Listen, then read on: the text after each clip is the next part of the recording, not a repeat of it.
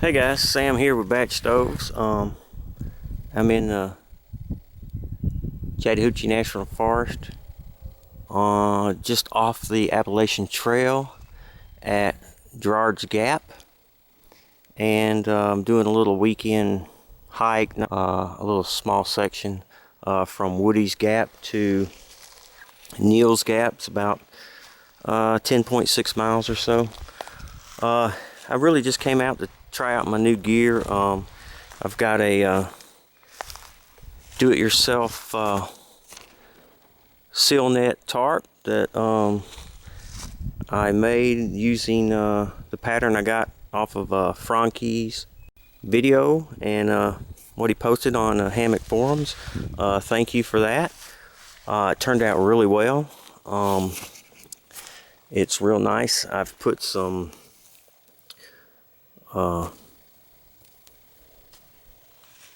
cord on the end of it, and that helps keep it nice and taut. I've also went and made some tree huggers and some toggles. I bought some toggles that were from carbon fiber arrows, and I don't know if I'm not tying it right or if I don't have the rope right. According to Shug, it should be behind the knot. I think I've got it in the right location. Not real sure. But it ended up bending the arrow and the carbon fiber toggle, and I just didn't want to trust it for this trip, so I just went ahead and made some. These are some steel tubing. They're a little heavy, but I know they're not going to break, so it works for me. I made myself some whoopee slings. I'm very pleased with the whoopee slings. A breeze to set up.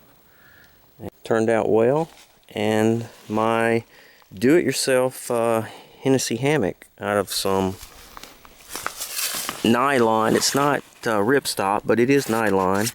It looks exactly like the same material as my Hennessy hammock ultralight backpacker, and I basically put the side pull outs.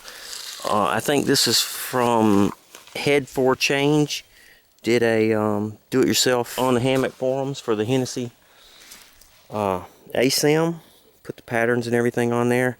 I appreciate it. Worked out wonderful. Today's Saturday. We actually got here yesterday afternoon, and we camped at Preacher's Rock.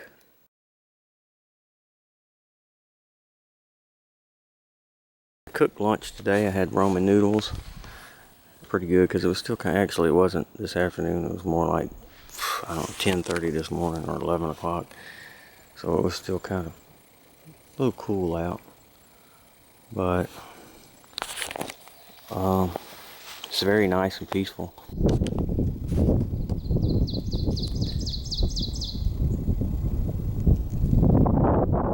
As you can hear, it's kind of windy. Just took a quick break for lunch.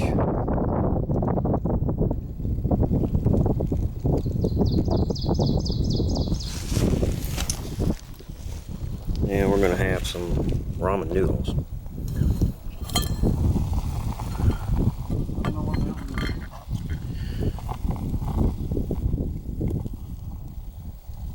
Looks like it's about doing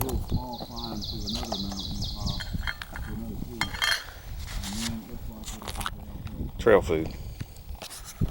I'm fixing to make some dinner. It's about 6 in the evening. And we have to camp here because you have to have a bear canister if you're going to be in the between Gerard's Gap and Neal's Gap. If you're going to camp anywhere in that area, you have to have a bear canister, and we didn't want to carry one of those. So here we are. A couple of hamburgers. Got somebody with a tent. So gonna have red beans and rice with a little spam for dinner. So we'll see how that turns out. I may do a peach cobbler. We'll see. Are you using it like a Dutch oven type deal?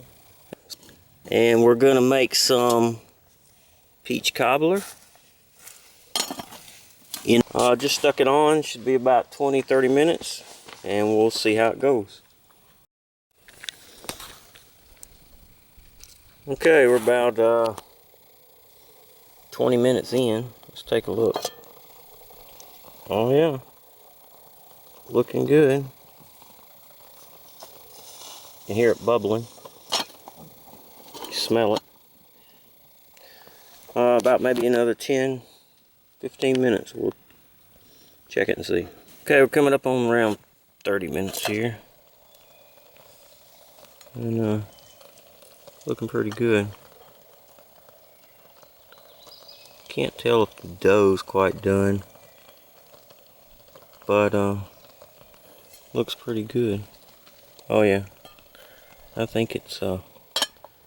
Let's see.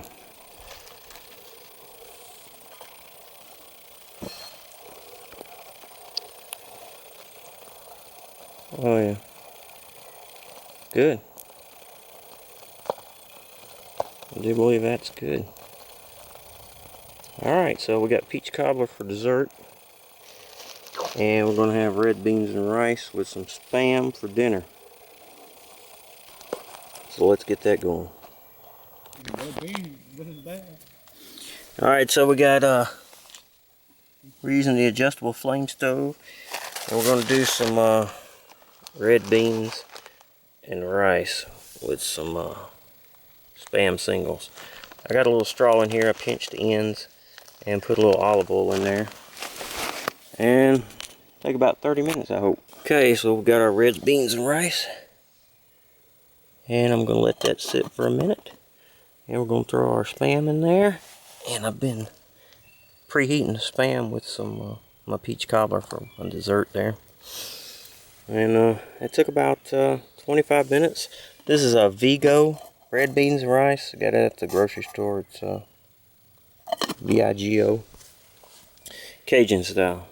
So, alright, so we're at Girard Gap, and to the right, Woody Gap is 5.6 miles, and Neal's Gap, where we're heading, is 5 miles. It goes up and over Blood Mountain, and the highest part in Georgia on the Appalachian Trail.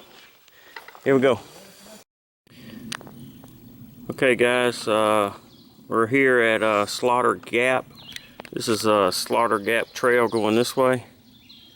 And there's a little stream here. We're just getting some water. And it's, somebody wrote a note here, 0.8 miles to the top of Blood Mountain. And it's all uphill. Someone was nice enough to put all these stairs up Blood Mountain here. Very helpful, but you still gotta climb up them.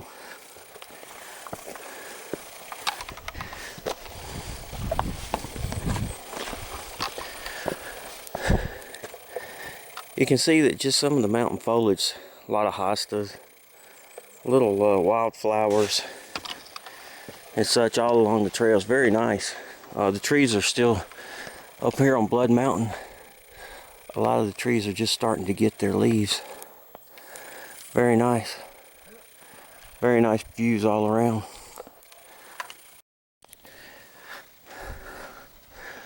On the approach to the top of Blood Mountain, the mountain laurels start to get thick. As you can see, and they're kind of intertwined. The trail just kind of intertwines in between. And it's a pretty steep grade coming up. I'm a little winded. So this is the approach to Blood Mountain Shelter. And there she goes.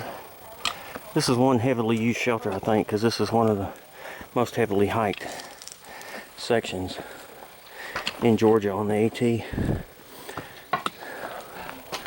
Nice shelter. Nice rock. Very nice. I'm gonna climb up there in a minute and get a nice view. Check out the shelter.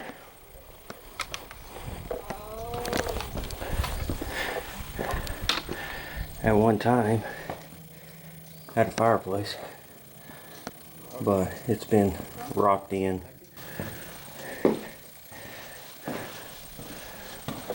And nice breeze coming through.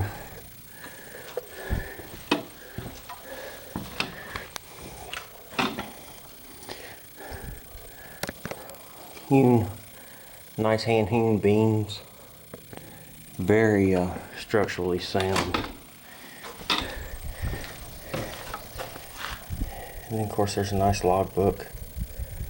People to keep track of their journey and write notes to people going opposite ways, and leave water half a mile down the trail, or just any kind of information you can leave. It's actually quite cool in here. There's a nice cross breeze that comes through here, and some kind of concrete floor. I assume at one time this was probably wood, but probably got deteriorated with termites. And then this is the food canister area of the AT from Gerard's Gap along the AT to Neal's Gap, and the U.S. Forestry Service designated this area. They had some problems with some black bears, so they've designated this area bear canister. So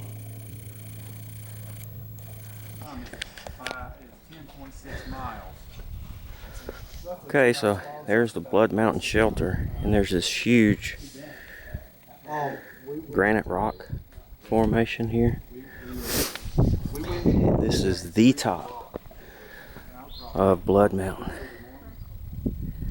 Look at the view. It's absolutely beautiful.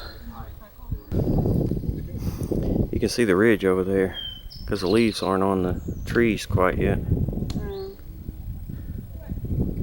Still a little barren, even on the top here.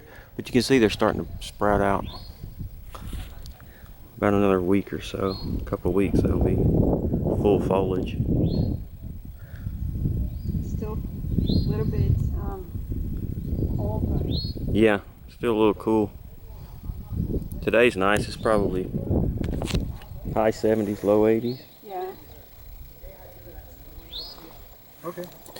Turn it up. Very nice. The trail down Blood Mountain is mostly rock, granite, I guess, and it's pretty much that way the whole way. A lot of it's pretty much all downhill, but it's all rock. It's actually not too bad, and the views are just amazing all the way down. You see these little pockets and openings where you can just see the mountainside. Very, very nice.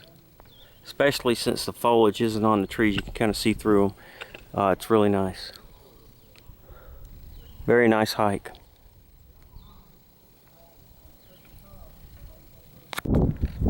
Okay, I'm at the Byron Reese trailhead. This leads down to the Byron Reese parking lot. This is where we've parked one of our cars. We started at Woody's Gap, and we're going to end up down here at the end of the Byron Reese Trail, which is basically Neal's Gap. If you continue on the AT this way, you'll come into the Wolaski Hostel. Yeah. And this is really the first major stop where you can actually get a shower and pick up supplies. So if you started at Springer Mountain, this would be about 30 miles to the Wolaski Inn, and I'm not quite sure how it is much closer it is to the Byron Reese parking lot, but on the road it's just not very far up to Wolaski Inn, maybe a quarter mile or so.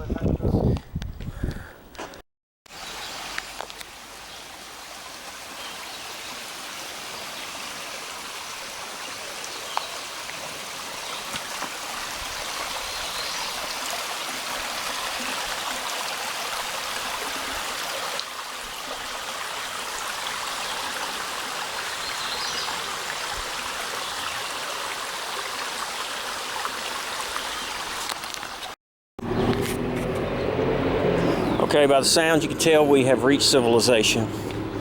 And here's the parking lot.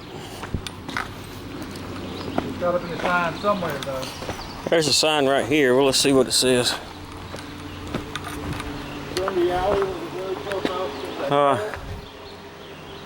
Not much, really. We were thinking it would say how far it is up to the top of Blood Mountain because we actually didn't go to Waleski Hostel. We're thinking this may have been a little bit longer.